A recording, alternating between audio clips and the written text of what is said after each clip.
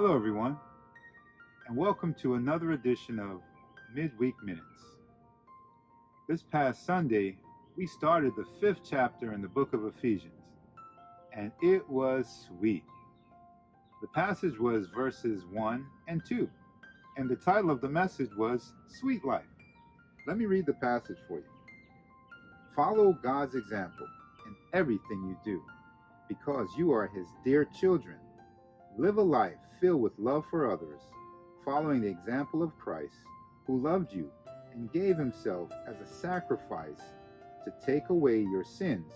And God was pleased, because that sacrifice was like sweet perfume to Him. We learned that the sweet life is one of grace and truth.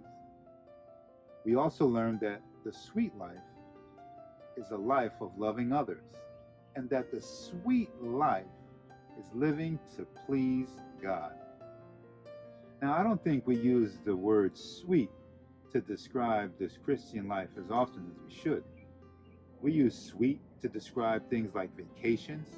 You know, that sweet vacation where you were able to just chillax and someone came and took care of your every need.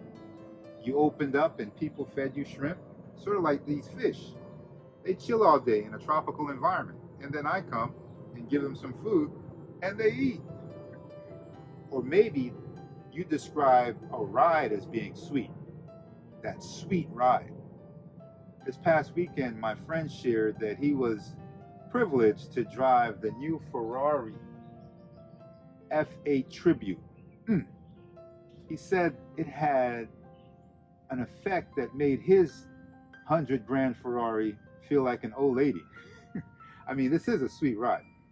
710 horsepower, 0 to 60 in 2.9 seconds.